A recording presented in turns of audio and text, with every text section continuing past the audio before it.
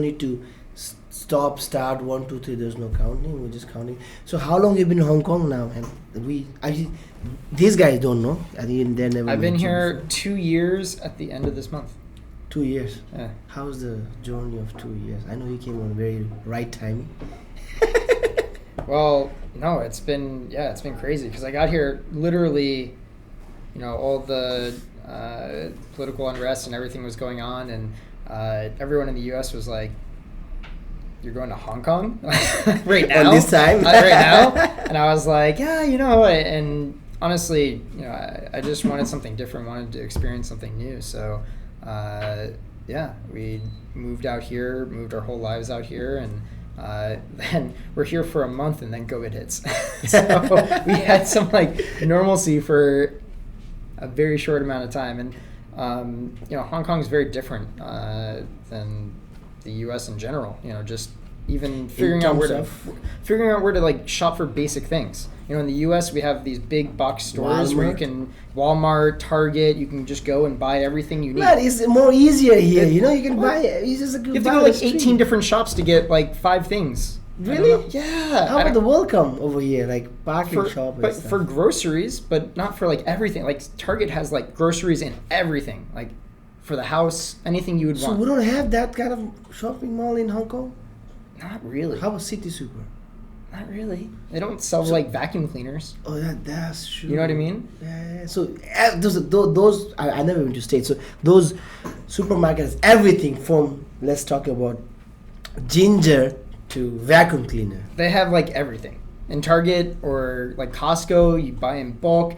Also, when you're in the U.S., we all have cars. And, moving here from Los Angeles, no one walks. Yeah. And so even getting groceries, you go to the store, you pick everything up. Here you have to carry everything back with you. So that was a whole new thing. And yeah, especially when it's super hot in the middle of summer here, the last thing you want to do is carry a bunch of stuff extra after working all day. So, how's the weather in LA then? I mean, it's perfect.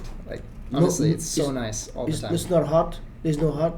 A little bit in the summer, but it's dry and it's nice, and yeah. But don't you think everyone talk about LA? LA is the place that is all the fake thing happen. All the what? A fake thing, fake Hollywood. Things. Oh, fake things. Yeah. I mean, yeah. I think it's interesting because people, put up a kind of a barrier. Yeah. In LA, everyone's really, really nice, but you can't tell if they're just being nice to be That's nice the thing. or if they're actually being nice. But once you're there for a little bit, you really find some genuinely awesome people. Like you. No. Yeah. But no, I think the same thing is here a bit, actually. I found that when we moved here, one of the other things that was very different is when you meet people here, especially expats, people put up barriers because you're constantly seeing people come and go, right? People come here for 1 year, 2 years, and then leave. And so I think a lot of people are kind of have this mindset of protecting themselves to not get too attached to people, because protecting themselves from the feelings of you're gonna miss this person, right? Really? So it's hard to build really good connections with people sometimes. But just when I was in Los Angeles, and I moved there from Arizona. When I first got to Los Angeles, it was hard to meet people, but after time you meet some really nice people like yourself, and start building relationships with genuinely great relatirships. I mean, what I see when expat people come to Hong Kong, they get along pretty quick because you have in different countries or let's say different city, so you need to make friends. But I didn't know they actually make that barrier to not to get too close, not to get too. So this is something that we can't figure out, man. Yeah. No, so you're right in that when you do meet people, it's really quick, right? You start, hey, meet someone, let's go do something. And especially in Hong Kong, I mean, our social life is way crazier than it was in LA because it's so easy to get around.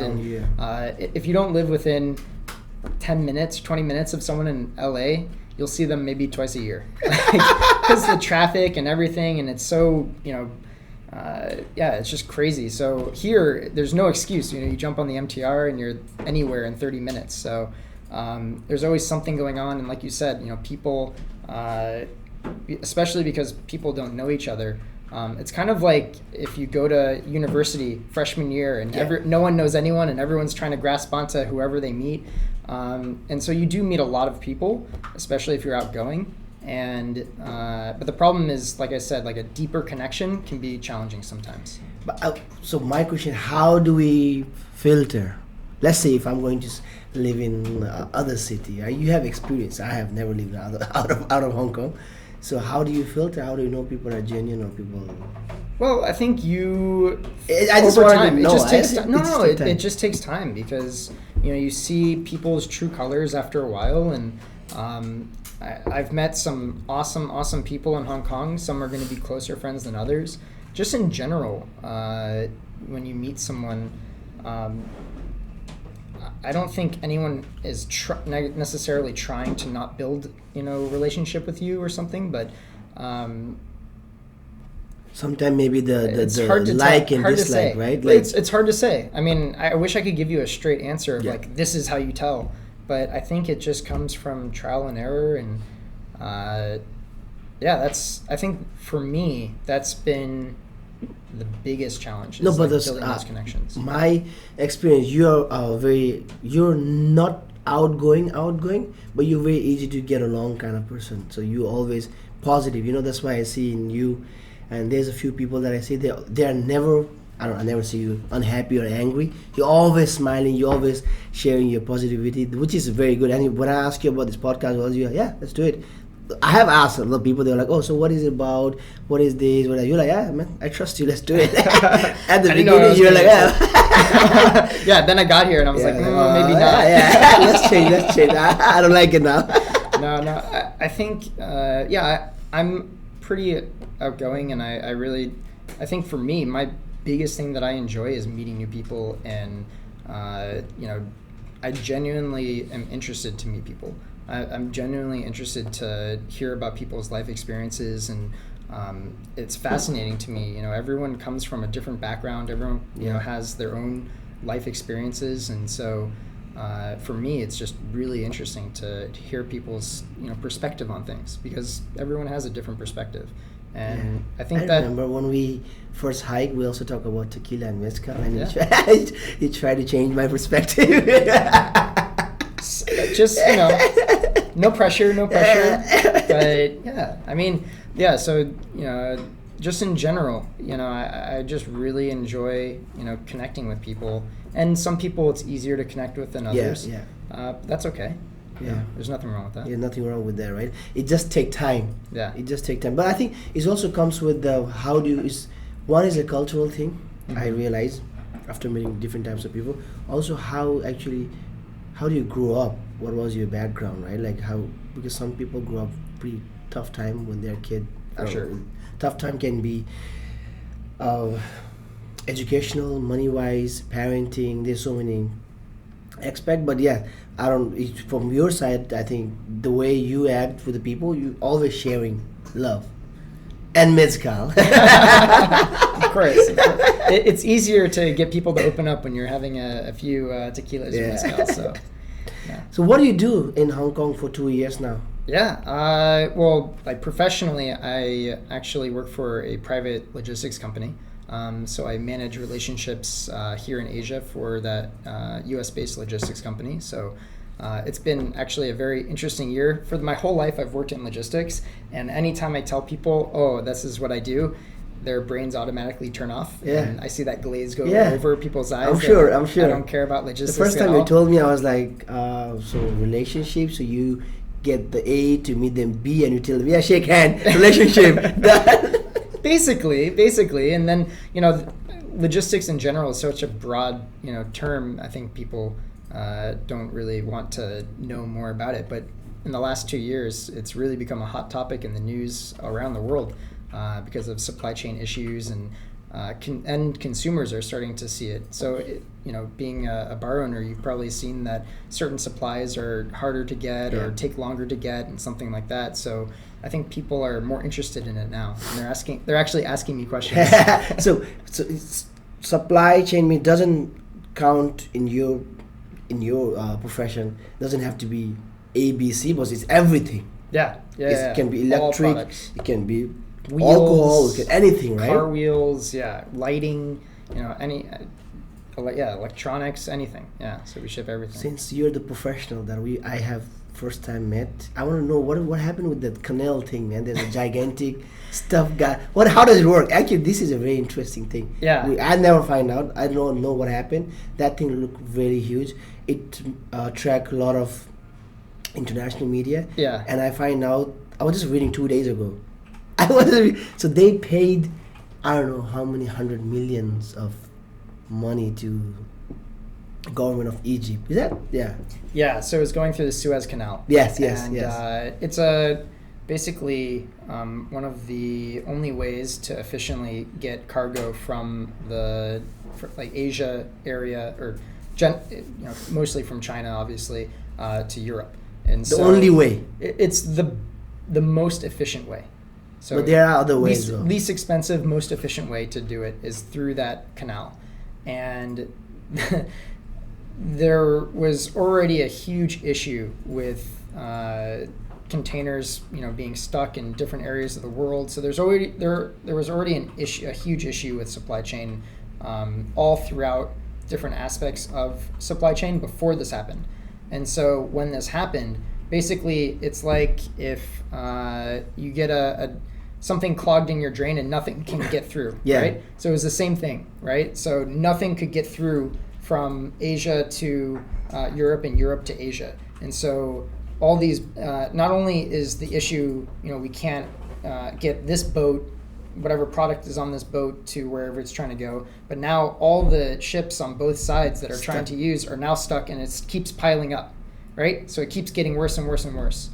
So we ran into a situation where an already complex supply chain that has lots of different moving pieces are all getting worse and worse and worse. And but so this thing has been going for I'm sure ages, and now suddenly I have never seen that big gigantic. Man, that is so huge. It's pretty astonishing that they managed to get it that stuck. And I wasn't driving the boat, so But you have some idea how can that stuck in the middle, right? I can't even imagine. And it's not like the first time that big boat is going through. They're like, oh, we didn't figure out, man, this is huge. But that thing is. It's a little bit of a joke that in the industry that some people were saying that they were just trying to increase demand. The carrier was trying to increase demand, by putting more pressure on the supply chain. So they can drive up costs, something like that. Listen, that's just kind of people joking about it, but in reality, you never know. You never know. I don't know. In reality, it's stuck, right? I honestly have no idea how they got it that stuck, though. It made for some really funny memes, though. I saw some funny ones there. Because that thing is so big, and nothing can come through or come out of that. Yeah. It was a big news. That's the first time I see the supply chain. That was your introduction to supply chain after meeting you. Because we get stuff in supermarket easy. Yeah. Who knows? They're talking about even this mic. I don't know where's this mic from, but probably China. Is it probably China? No. Most electronics probably. So for us, it's no problem then. Yeah. You would think so, but it's kind of interesting. I order products, you go on Amazon or whatever, and it's weird because I'll get better pricing from the U.S. and ship it from the U.S. to here than I'll get from a local company here. Why is that? I honestly do not know why. I'm guessing because they order so much bulk to the U.S. that their cost is so low once they get it to the U.S. that I guess it's just built into the cost. But I found that TVs, for instance, if I bought a TV in the U.S., it was way less expensive than buying a TV here, which I thought is crazy because they're all made over here. No, yeah, I think we have one thing that the floating box. Oh yeah, that we use. That you use. It's made in China, but we order from state. Really? Yeah. Why? I don't know. Is it a cost? No, situation? because they when we go through the online website, it says it's coming from there, and I'm pretty sure, man, it's coming from there. I hope, but it's like, why don't you just send it to me from here, right? It's easier. But also, this is the company who sell this. Yeah. It's called Levitation. Is it Levitation? Like, you have to search. Is it Levitation or Levitate, the floating box? The worst company ever, man. The worst. Seriously. Tell me how you really feel. So I tell you, when you wanted to order, they will reply you every day. Yes, it's ready. And once you pay, they vanish. But you will receive a product. I mean, but as a customer, we always wanted to know, hey, what is the update? Sure. What is the delivery? They will never reply to you once they get their money. That's nice. But you will get your product. You will get product. And we had like 4 of them which has been broken. Yeah. And I asked them, can we fix it? Nothing back. Nothing Crickets. back, man. That's too bad. Man, this US company always does that, man. No.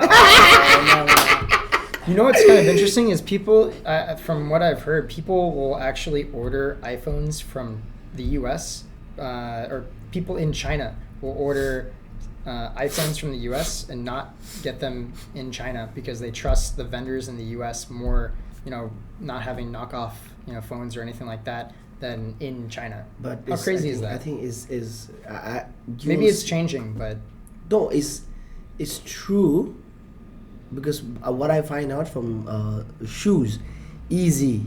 Is that Easy?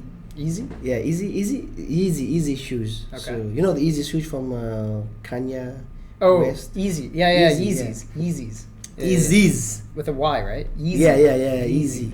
So we order Yeezys. These guys order. So I can tell you, I don't know which one is real. Yeah, I couldn't tell you either. Yeah.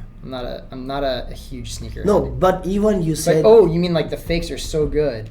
No, you don't know which one is a fake, which one is real. The difference. Yeah. Because we got this website is legit. We got an order from them, pay fucking $3,000, and shoes comes, and we got a fake shoes which is $400, and shoes comes, exactly the same. And there's some mistake I see more on a legit company side, like fuck, the color getting off, and so who's the cops over here, right? Yeah. But there is some people you can send it to them to get to find out it's real or not. But for the shoes, the biggest fake market is in Turkey. Oh, really? Yeah, Turkey after China. So this country make the all these fake shoes, Easy, LV, man, you name it, man. You name it. You wanna contact? Maybe later. Yeah, it's also supply chain, man. Yeah. Supply chain. Yeah. But so that's what brought me out here, And but ever since moving out here, it's been a whole process. For my job, I was supposed to be traveling throughout Asia and meeting with different suppliers and things like that, different partners throughout Asia, and obviously, moved here and everything got shut down, so didn't really get to do that. But one of the nice things about everything shutting down is I got to really focus on Hong Kong, and I really got to meet a lot of awesome people in Hong Kong and explore Hong Kong, because there's always something new for me. At least I'm still discovering new things in Hong Kong every day. Every day, Hong Kong. I give example. Hong Kong is like a Facebook page. It's always it's always refreshing. Every day, every time is new thing coming. But if you don't want to get an update, it's up to you. You can live in some of the island that people live. Yeah, it's fine. But if you wanted to get up to date, you come to the city. There's always new thing happen. Yeah. And people like you want to meet new friends. You have time, which is also one aspect. So you meet new people, and that's how you get to know new people. That's how I think you met Jay, and you guys started the Mezcal Mission. Yeah, exactly. We can talk about Mezcal Mission, which is how you do. Yeah, that'd be great. Yeah, so Mezcal Mission is basically something that. So you reference Jay Khan from Koa. Shout out, just got shout out to Jay. Number 7. Shout out to Jay. number 7 bar in the world just got announced. Man, really huge congrats to not just Jay, but the entire team. Everyone at Koa is super awesome. But yeah, Jay and I, became friends just from me going into Koa as a guest, and I've growing up in the southwest of the U.S., I've always been a huge agave fan, mostly tequila. And then when I met Jay, Jay and the whole Koa team, I started exploring different mezcals. Actually, Asia hooked me up with a couple of different mezcals that I really started to like, and so that was really cool, getting to meet everyone. And then Jay and I started hiking, and actually we did a night hike, and on our night hike we were talking about building knowledge about tequila and mezcal in Hong Kong, agave spirits, and we thought we were thinking about how do you build that knowledge, because most people in Hong Kong, as you think of tequila as like shoot lime and salt and shoot, and the end of the night and then the next morning lots of regrets, right? To tequila. I mean, I think, and there's nothing wrong with that. I think most people were introduced to tequila that way, right? But there's so much more to tequila and mezcal and agave distillates than just shooting it. There's a lot of passion behind creating some really amazing distillates, and so we wanted to show people all that hard work that goes into creating these wonderful, wonderful distillates, and at least teach people how to look for the right thing, as opposed to maybe some types of tequila that use shortcuts to make the product. So we really wanted to focus on like family-run businesses and things like that. A lot of the types of brands that Koa likes to show everyone. And we were thinking about how do we do this. We wanted to do it actually for free for the whole public, because we just wanted to educate people. But when you do something for free, people will sign up and then they won't come and whatever. Maybe they'll not show up. Yeah, exactly. We wanted to keep people on the hook, but also or we wanted people to make it accessible, but also make sure that people show up. So we decided that we'd charge, but in order not just to charge, but to donate 100% of the proceeds to charity. And it's just a really, really nice match, because at least in Mexico, where there's all these tequilas and mezcals are being produced, there are huge sources for helping people's livelihoods in these communities. And a lot of these family-owned distilleries, they really, are a community, and they help each other, and it helps bring up everyone. And we wanted to kind of mimic that here in Hong Kong. And so we partnered with a charity called Habitat for Humanity, who helps, they do some really amazing things here in Hong Kong, helping lower-income families and elderly people with more, or helping them with housing, and right now they're doing a lot of things with improving the sanitary standards and things like that for people who maybe can't do it on their own. So they just have some really awesome programs, and we're really happy to be partnered with them. Yeah, so I also joined one of the class. What did you think? It's good. Yeah. So that's the thing. I think is that class is to introduce what is actually agave spirit. Yeah. Rather than the selling it. Yeah. And then after your class, and you decide whenever you go, whenever you want to drink it. If you don't want to drink it, it's up to you. But it's just more like acknowledge and like sharing the information. Yeah, exactly. We just want to show everyone what to look for when they're out. Yeah. If you choose it, great. If you don't, no problem. Yeah. And we actually get a lot of questions about how to drink it, and what to order, what not to order. And we always tell people that at the end of the day, drink something how you like to drink it. We'll give our suggestion on how we like to drink it and why we like to drink it certain ways. But at the end of the day, it's your body, it's what you like, and we're not going to tell you what to like and what not to like. That's the American way, man. Nah. I respect that. People don't like to tell what to do, right? And in America, they're like, okay, I'll fucking shot it. What's your problem? I'm buying it. It's true. I would say before you shoot it, maybe take a little sip and see what it's all about before taking a shot. That way you can appreciate it for what it is, but I'm not going to tell you what to do. I mean, it's very because everything when it comes to talking about spirit, everything when it comes to high ABV, people think is bad, but they don't realize all of the most expensive whiskey, which has been, let's say, barrel strength and stuff, they're over 55% alcohol, man. Some of them 60, 65. Like, as you know, I love myself mezcal and tequila. Yesterday I was in a bar, and one of my friends, I don't know when we're gonna, one of my friends, let's open 25 years of whiskey and we're gonna have dinner. I was like, man, you know, I don't drink whiskey. He's like, these guys are fancy, like mezcal and tequila. I'm not fancy. I just You're a fancy guy. You're a fancy guy. Come on. I just know what I like and what I don't like. For me, I there's no don't like or dislike. It's just like the time has passed for me for the whiskeys. So and why is that? Do you think? So I don't know. It's, you know, when I was growing up, we drink a lot of whiskey. Yeah. We started drinking alcohol since pretty young age. Where I'm from Nepal, and then we moved to only rich people get to drink beer. So talking about the alcohol in Nepal, if you drink beer, that means you're rich. Really? Yeah.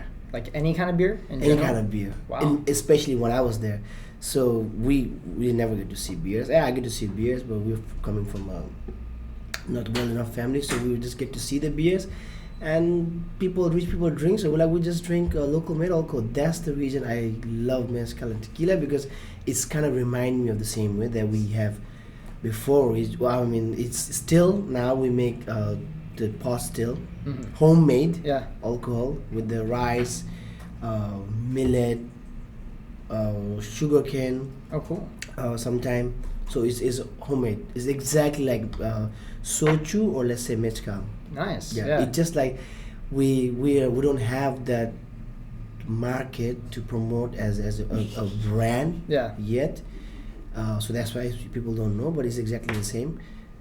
So yeah, we start early, and then when I joined the bartending, I get to whiskey. I was drinking whiskey, and then moved to rum. But I always have a love for tequila and mezcal, and right now I was like, I just wanted to, so I kind of minimize my choices, so easier for me to choose my poison.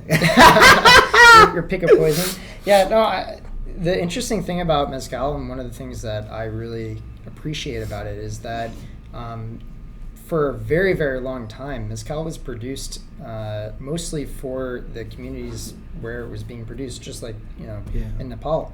And it was actually looked down upon as kind of like this, not so great quality distillate. Even in Mexico, people didn't really drink it as much outside of maybe Oaxaca or something like that. And only over the past 15-20 years and really in the last 5 years has it started exploding the way that we're seeing it today. It's one of the fastest growing distillates in the world, and it's still produced, and most of it is still produced in this like really, really traditional way. Old way, right? Yeah, old way. And I'm just hoping that as it starts getting bigger and bigger, so that we can produce as a higher volume, like with the higher volume, just like with tequila, it used to be produced this way with tequila, but as tequila grew, they had to make sacrifices to make it more efficient, right, with the demand. And I'm hoping that mezcal doesn't lose a lot of its character that you get from these traditional methods. Oh, by the way, we had a mezcal and juniper distillate and cocktail. Yeah, it's good, man. Yeah, it's super amazing. I gotta try. I have never tried this kind of combination in my life. Really? Yeah. So you gotta come and try, man. It's pretty amazing. I would love to. That's actually something I've always thought. So after moving here, I wasn't super involved in necessarily F&B before coming here to Hong Kong, but as I've met more and more bartenders, one thing that's really interesting to me is learning about where you guys get inspiration for things. And so I'm guessing that you, especially with Tal Camellia and some of the other projects that you work on, you bring a lot of inspiration from Nepal? Yes, a lot of inspiration actually, my experience of food and traveling wherever I go, but especially this one. So I love also gin. I know it's very, people like, gin, but yeah, I like it. Yeah. fuck everyone. So I like gin as well. So I think I told you as well, right? I told Jay as well. Like, I'm gonna blend the mezcal and gin together and make it something so I can drink it myself and let people try. If they like it, it's gonna be a thing. If not, then it's still I have a bar, so we can still gonna serve it. No, I mean, I think that it's really cool to play around with new things and trying to be innovative. It's really interesting. I think it's trying to be innovative was a thing that is kind of a pushing to a new way to promote, like same as tea that we do, right? It's become a thing people like was only for like elderly people, the drinking tea in the home, and so that's what we want to change. I mean, getting back to you, how was your childhood? How was my childhood? Yes. So how were you drinking mezcal and tequila when you were a kid? Actually, pretty early for like American standards, but maybe not Nepalese standards. Yeah, no. When I was growing up, maybe when I was 13, 14, we used to have citrus trees in our backyard. So we had one grapefruit tree, a lime tree, and a lemon tree. And so we always had fresh citrus. And my parents both were big margarita fans. So we would, my mom would be making some margaritas, and then she would, give me some, and we'd have some of that together. So that was like my first introduction to tequila, was drinking from margarita. So what's the childhood in San Diego? You said you're from? No, I grew up in Arizona. Arizona? In Phoenix, Tempe, if it's a small section within Phoenix, which is the capital of Arizona. Yeah. So I grew up there, and then I moved to LA.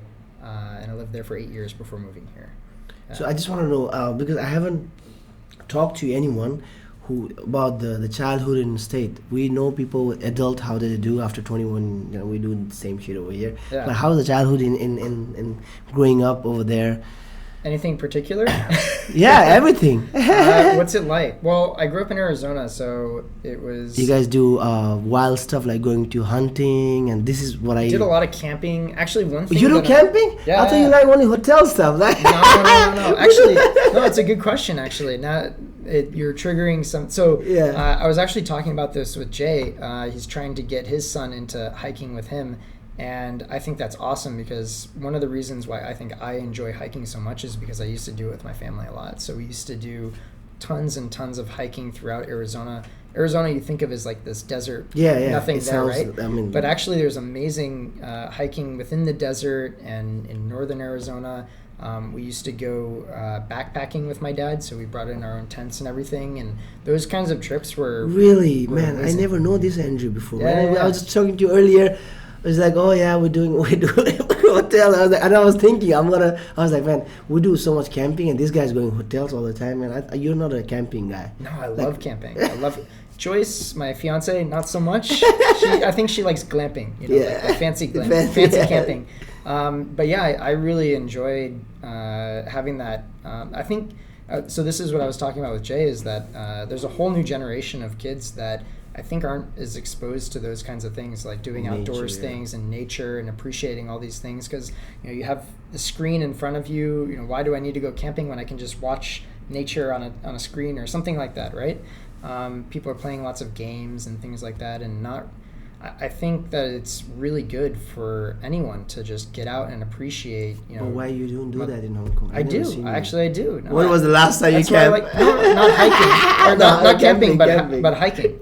So I really, really enjoy hiking, especially here in Hong Kong. It's so densely populated, and it's such a hustle and bustle city that for me, it's really nice to get out and go hiking. There's some amazing hiking trails, as you know. But you finished all of them, I guess. Most of them, yeah. I'm not as crazy as some people, who are doing like really, really long expeditions. Hopefully one day I'll get 100 kilometer. Yeah, that's... Yeah. So growing up, camping was one thing that you so I loved going camping, and I played sports growing up, so What sort of sports? Don't tell me soccer. I did play some soccer. It's called football, by the way. I did play some soccer growing up. Actually, my two sports were soccer and ice hockey. So I used to play and ice hockey. Okay, football. and ice hockey. And then as I got older, I decided that I didn't like to run as much, so I continued with ice hockey until I hurt my shoulder, unfortunately, and stopped playing as much. But I used to play ice hockey. And that So was is a lot that of fun. in ice hockey? Is the people like they let you fight? Mm-hmm. Right, that's the thing, right? When you're younger, I think it's a little bit frowned upon. There was one time when we got in a fight in a championship game. No, but they let you fight literally, right? That they will let you fight At a certain age, but I think we were like 12 or 13, and we got in a huge fight. You know, there's 3 periods in hockey, and we were in the championship game, the final game of the season, and we didn't get to finish the game because there was this whole brawl and they kicked us all off the ice. So that was interesting. But it's a lot of fun. It's a fun game. I think that team sports growing up are really important for people because you get to learn. Yeah, because you get to learn how to interact with people. You learn how to get along with people you maybe don't like or maybe do like. It's really important, for socializing. So there's a camping, there's the sports. How about what are the bad things that you avoid? Bad thing? Growing up as a kid. Can you give me an example? I don't know, man. It can be for you. Bad thing can be a good thing for me. So I don't know. That's true. Good point. Bad thing growing up. Negativity. Negative things growing up. That's a good question. I don't really know. I don't know. See, man, it's not all sunshine and roses. Yeah, that's the thing. Right? We had a pretty bad experience growing up. Probably every one of us. I'm sure you do have, but we don't have the way you have. You guys have the guns and like people that we don't have those kind of stuff. Yeah. We have easy stuff like. No, I mean, I think just regular things growing up. And when I was in high school, I played ice hockey my first year, and I made a lot of friends through ice hockey. And then when I stopped playing ice hockey, I changed my entire social group. I still was friends with some of the people I played hockey with, but changing social groups in high school was pretty challenging. So I guess that was something different. That was a really good question. I'm trying to think of bad things about my childhood. That you knew that is bad and that's why you avoid it, but maybe get into a little bit. But like, okay, man, I used to. I don't know if this is necessarily what you're talking about, but we used to party a bit, and and that was like. You're not supposed to do that. How's the party in... It's very different than in Hong Kong. I don't know how it was in Nepal, but in the U.S., because everyone has houses, you just like go over to a friend's place and have like a house party or something like that. We have jungles, yeah. Of course, they won't have houses, there you go. You just go out into the jungle. You can't really do that in Arizona because it's too hot. You need some air conditioning. But we used to, growing up, we used to throw some parties and... even after I got older, I would tell my parents about when they like left one time and threw a couple parties at our house. Really? But, wow. So that because I've seen it in a movie, they got pretty. There was one movie actually they burned down the whole house. Yeah. And there's the what's in the movies is not necessarily so far from the truth. Like there's actually quite a lot of shenanigans that go on. I do remember my freshman year, right before I went to high school. So before my freshman year started, 13.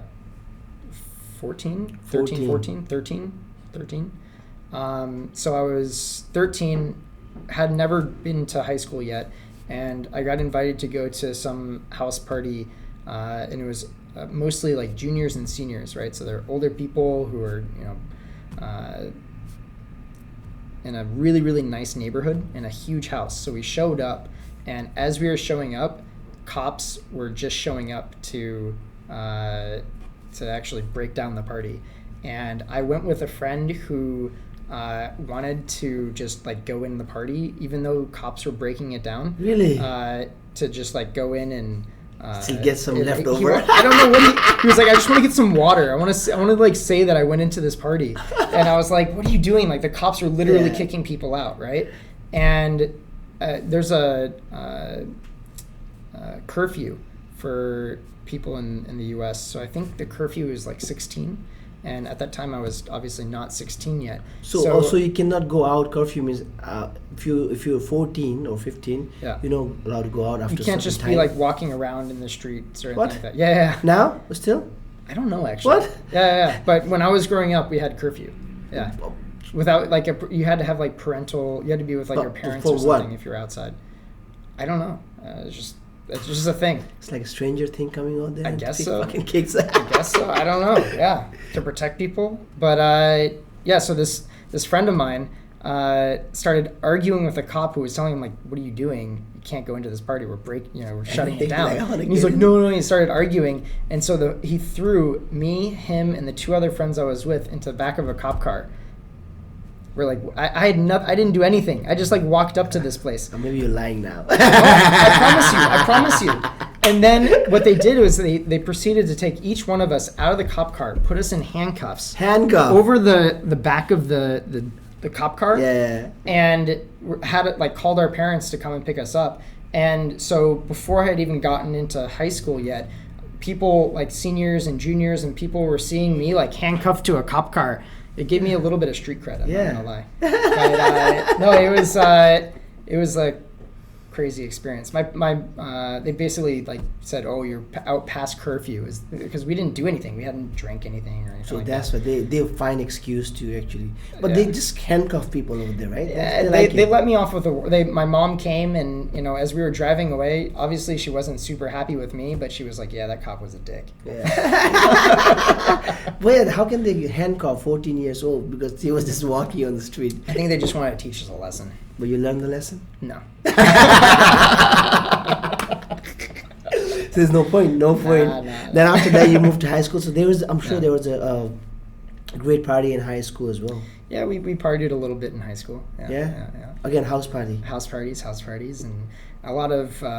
It wasn't so crazy all the time, but yeah, we did a little partying, and then I went to a school, a university that was very renowned for partying, so that was a bit crazy as well. So it's party every weekend? Not every weekend. We don't have a party. I mean, no? Growing up, I didn't have a party because it was just going to school, coming back. Oh yeah, we have a different types of parties. It's not like party, you go there.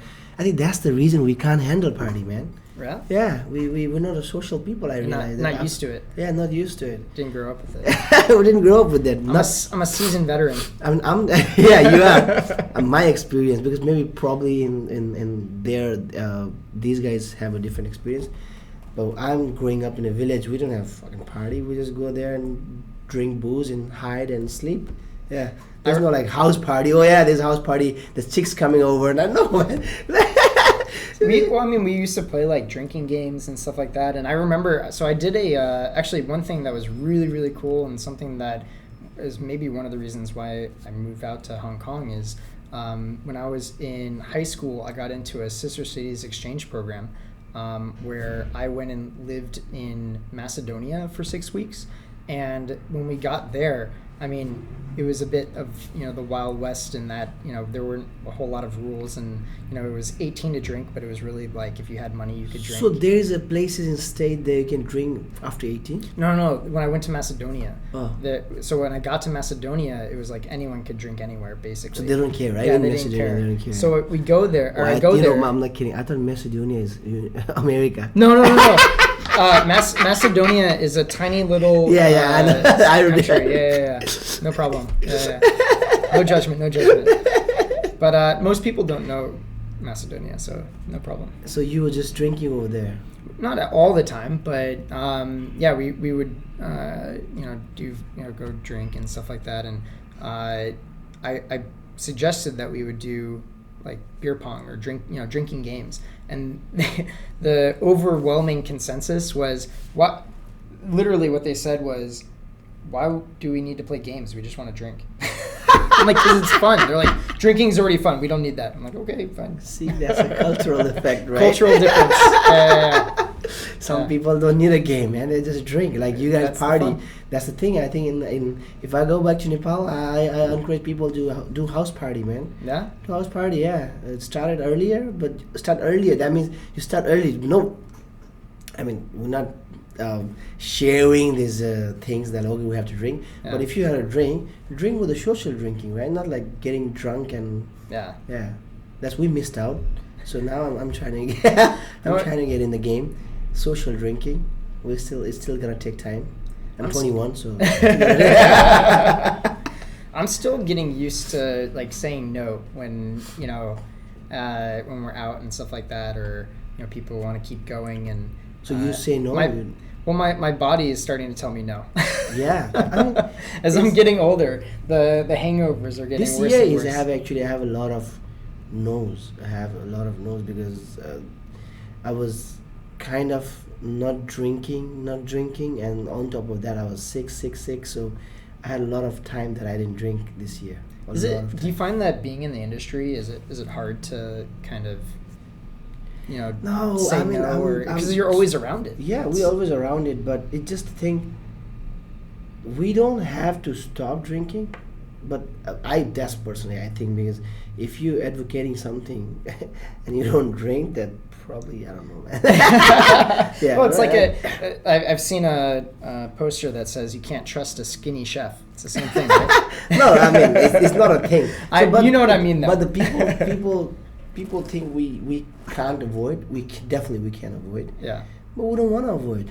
Yeah. Yeah. You just need to balance it, right? We just need to balance it. Sometimes people don't have balance. And then, I mean, man, if you want to get a lecture about life and fucking about a healthy, man, there's a YouTube in there, man. I'm not here to tell you, man, you gotta fucking do this yoga, that yoga, and this amount of drinking. We are old enough to do and choose what we want to do. Yeah. If someone want to party, let them party, man. Yeah. We're not here to judge. Yeah. This is something I want people to understand. Like, I think we should not judge people. If they're drinking, they're bad, or if they're not drinking, they're good. It doesn't matter. Yeah. No, I agree. I think that everything is fun in moderation, and you just have to learn how to balance it for yourself. Yeah, we have to balance out. But the thing, yes, if the drinking affecting your profession, drinking affecting that's a different story. Your family life, then again, as a friend, we can give suggestions. Yeah. But again, it's your life, brother, or sister. Sure, man, sure. you enjoy however you want to enjoy. Yeah. So I want to tell people to party. When I go back to Nepal, man, I haven't been there for 2 years, 2.5 years, probably almost 3 years. Man, it's been a long time. House party is a thing. And we gotta go Pokhara. I'm not from Pokhara, but these guys from. I tell people the house party, man. So they learn, then after that they get to learn how to drink, socialize, not fighting with each other after getting drunk. Because they don't know how. Because they don't do very much. Yeah, they don't do very much because we just drink. As you said, why don't we need to play a game? We have to drink anyways. See, there's a difference. So that is actually I really admire that party that we need, because as you said, there was a friend who just wanted to get into the party. He didn't want to even drink. He wanted to drink the water, but he liked the vibe. He just liked the vibe. Yeah. Yeah, we need this kind of people as well. Yeah. Do you know anyone who party all night without drinking alcohol? Party all night without drinking alcohol? My fiance. Well, she's small, so she only needs like half a shot to be good for the whole time. But I don't know a lot of people that don't. I know a couple, but I think most people will have like one drink. Yeah. You know what I mean? And just kind of chill. And they can party. If they don't drink very much, yeah. But I don't know. So we have to give them respect. These people, man, who actually don't drink and party. Yeah. I have to shout out to these people, man, who can party until 6, 7 a.m. without drinking. When I just went to the U.S., as you know, and I just went like kind of a bit crazy trying to eat and drink and do everything that I can't do here. It's my first trip back since moving here, and when I got back here, I actually was cutting out a lot of my drinking. I went on a junk boat party, and I didn't drink the entire time. And I have to tell you, that was kind of challenging because everyone's like, hurrah, hurrah. So I respect people who can do it. Yeah. This year, right? I did that also. Oh, really? I did that. I've been to 2 junk board this year. I didn't drink alcohol. Wow. But I have to pretend that I'm drinking. So I'm carrying something with me, but I wasn't drinking. Because if you know me well, I love drinking, by the way. I love drinking. I can drink morning, I can drink night. Yeah. But sometimes my body tells me, I don't feel like drinking, so I was like, I don't want to drink. Yeah. If I want to drink, if it's 6 p.m., I'm still gonna drink. It's what I like, what I want to do, and same with the cigarettes. Also, I don't smoke, but sometimes it just automatically tells me, oh, man, I have to smoke, and I have to smoke, and I have to stop. I stop. So like boat party this year, first time, 2 of them no alcohol. Wow, so watching that's people, impressive. Yeah, watching people getting drunk. Usually I get super drunk, but this time I'm just watching people getting drunk. It's fun. Because a drunk party, that's like basically the reason you're going is to go on a boat and to drink. Get drink, yeah, right? yeah. But no, I think it's sometimes you just have to listen to your body, like you said. So that's one thing that I think as I start to get older, I'm gonna definitely have to tap into a little bit more and more. I think so. When you get old, it's automatic. The body will tell you, right? Yeah. It's time to drink. Yeah. Time to not to drink. Exactly. But I'm 21, man. Yeah, you're so young. You got plenty of time. It's happening to me right now, man. What's wrong? What is wrong? Because it's converted in dollar and Nepalese rupees or what? Probably. The numbers are converted. In Nepal, I'm 21, but in here, man, fuck, it's changing. Yeah. It's changing. So what's new? What are you doing nowadays apart What am from I doing work? now? Honestly, so one thing that I've been doing is, speaking of not drinking, I've been going to actually a lot of new bars and trying lots of different cocktails. As I've met more and more bartenders, I want to go out and support the people I meet. Well. Yeah, it's really fun to see what people are coming up with, and I just there's such, as you know, there's such amazing people in the food and beverage industry here, and such nice people, and I really enjoy going out and showing my support, and then also just been getting into, I've completely, as you know, nerded out about tequila and mezcal, but that has caused me to want to also learn about other distillate spirits. Anything, exactly. So I've started, going to different tastings of other things as well, and learning about shochu, which I had never even heard of before coming here. And so there's just so much out there to learn about. I'm always trying to learn. So that's what I've been doing recently, is just kind of bringing myself out there and trying to learn as much as I can. I don't see you active in social media. Somewhat. Yeah, somewhat. Yeah, because that's very important.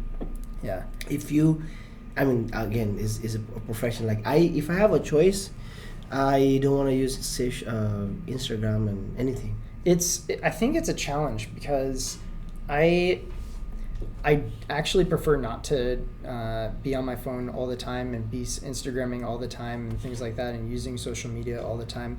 I think I enjoy having a bit of private, keeping things to myself and the people that I'm with. But at the same time, especially with like Mezcal Mission, for instance, we want to promote it. Yeah. And how do you promote it without doing that, right? Yeah, you have to, right? Same thing, because of being a business owner, like I have to, otherwise you don't see me post, especially posting about what I'm going to eat, what I'm drinking. That's how many times we're talking about when I go for camping, I never post anything about it. Yeah. It's my personal stuff. Yeah.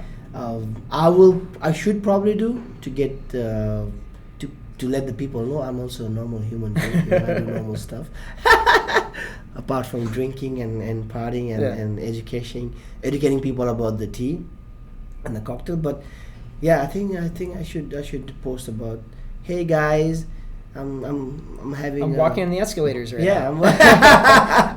I'll post things occasionally you see some weird stuff in Hong Kong, so if I have my phone out, I've captured some just things that I find weird or interesting or funny or whatever, and I'll post things as like stories or something. But when it comes to like making posts and stuff like that, I usually don't do that as much. I don't know, maybe in the future I will, maybe I won't. I find that I really try to just appreciate for a thing, when you're using social media, you're kind of appreciating something through a lens almost. Like you're trying to craft something for other people. This is what, when you come talk about appreciation, I think people are definitely appreciative. You say that the industry is very appreciative about what people do, but I think we should be more proud actually what our peers is doing over here. We should be more appreciate what the people are doing in Hong Kong in terms of F&B. Although the whole podcast, we're not here to talk about F&B, but once we're talking about, I don't know, people, why don't we do that? Why we have to be a jealous person, and there are some people, when someone get award, people get jealous, someone get these things, someone get what if someone working hard for that thing, I think they should deserve to be there, and we should be there to support them and happy for them, and clap for them, rather than just, there are so many people that actually negative vibe. Yeah.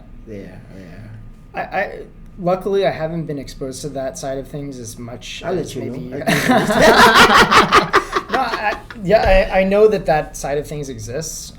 Luckily, why do you think it exists? I think inherently people get jealous and about, also sorry to cut you, and also when people tell you that, they're like, oh, it's normal, it's a human nature, but really, like, we have to, no, it's a competitive nature. Yeah. So sometimes people are like, oh yeah, it's amazing, but when they go to their real close zone, and they're like, oh yeah, that guy or this guy or that lady or that bar, or like this, that thing is like, is as count as a normal. If you don't do that, that means you are not ambitious or you're not hardworking.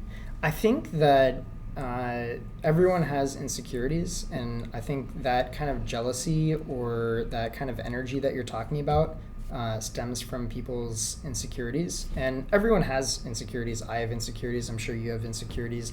And people deal with those insecurities in different ways. Yeah. So some people are better at channeling those insecurities as opposed to maybe letting them dominate how they approach a certain situation. But I think that at the end of the day, if I at least for myself, I can't speak for other people, but even when I feel a certain way about a situation, and sometimes I have challenges, dealing with insecurity or something like that, but I always try to change my mindset if I'm having that situation, and I try to think about positives of the situation, and you always should try to be supportive of other people, because the better other people do, they're the better for everyone, right? Especially in F&B, right? So the more attention that bars are getting about cocktails and things like that, it's good for the whole industry, I think. And like I said before, I haven't been as exposed to maybe some of that negativity because I'm myself not like an actual bartender. But from my perspective, I've really met some just genuinely awesome people in food and beverage. I mean, so all of the people, they're awesome. It just, why I bring that topics, like we should be more supportive. Yeah. To people. Why do you think that there's that challenge? I don't know. Just the competitiveness. No, but the thing is, if let's say if I'm not talking about it, if I'm not jealous about it, that means I'm not like a competitive person. That means I'm like, oh, whatever, man, you fucking, no one. Well, also, over the last 2 years have been very challenging for food and beverage, right? So I think that has also put a microscope on everything that's going on. It's been challenging for everyone, right? And so you're not just right now. It used to be that you're marketing to not just people from Hong Kong, but tourists from all over the world, right? And there's a lot more business to be had, exactly. Right? So I think inherently, over the last 2 years, it's become maybe heightened because of that lack of demand, and also there's been the shutdowns, bars not being able to be open for a very long time if they didn't have a food license. Back when things were closed at 6 p.m. Which is in and of itself something, but I think that people are everyone's struggling, and some people are dealing with it differently than others, but like you said, I think things are starting to get a lot better in Hong Kong, in terms of people going out, people maybe spending a bit more in food and beverage, but I think a lot more, right? Especially over 2019 or 2020. This year there's no December, there's no November, so it's like all consistent. It's all consistent. It used to be, people say from November onward is the busiest month, but I'm sure all of the great businesses this year, people have June, July, August, because there's no one traveling. And if you're doing something good, of course the people will come over there. But you still need time to recognized by the people. People still need to let people know what you're doing, and after that the result will be there. Maybe take some time. Yeah. But we need people like you to spread out some positivity, man. Trying, man. Some mezcal shot to pour it down. No, I always try, and when I do go out, I always try to at least post about the place that I'm going and saying about the cool stuff that they're doing, and just trying to be supportive, because at the end of the day, everyone is just trying to do what they can and trying to show what they're passionate about. And I think that's great. That's what I like the most about F&B, is just how genuinely nice everyone has been to me, and watching them express themselves through their passion of making really interesting cocktails and sharing knowledge. I think that I like going out on like Monday, Tuesday, Wednesday, because it's quieter, and I can actually have conversations with bartenders as opposed to going, because I love having those kind of conversations with bartenders. I really enjoy learning about why a cocktail's being made the way it is, with the different distillates that are being used in that cocktail, and I feel like I'm a jerk if I'm trying to have that conversation on a Friday night when you have 300 covers or whatever it is, right? Yeah. So. But that's the thing. People will still come and talk to you, but it's better to be know yourself. Okay, this is not the good time. Yeah, exactly. And I don't want them to have an expectation that I'm like this guy who's getting in the way of service. So yeah, I usually try to go out and. On the weekdays. But I think drinking culture in state is more stronger than Hong Kong. In what way? In a way of drinking. Like just kind of. And also, sorry, I'll also mention because we have some friends ask me, do you want to do a bar, like this theme inspired bar in the state, and in New York, and I told them there's none. There won't be, because is the generation that has been grown in let's say let's take example of New York. They've been growing up drinking old fashioned, like Negroni, Manhattan. So it's very, very stick. So that's why Asian market is open for all types of concepts, all types of creativity, because we are very young. So the cocktail scene. Yeah, the cocktail scene. I think that's good. That's a really good point. I think it's because I think it's. I give you example. One of my very good friend, or my I would call mentor, Mr. Spencer. Yeah, I don't know. You met him. I don't think so. So he told me that actually, like, because their grandparents have been drinking Negroni. Wow. Like, I mean, not. I'm sure New York, man. Yeah. Like, yeah. If you ask my grandparent about old fashioned, I always man, you fucking have no idea what the fuck is old fashioned, bro.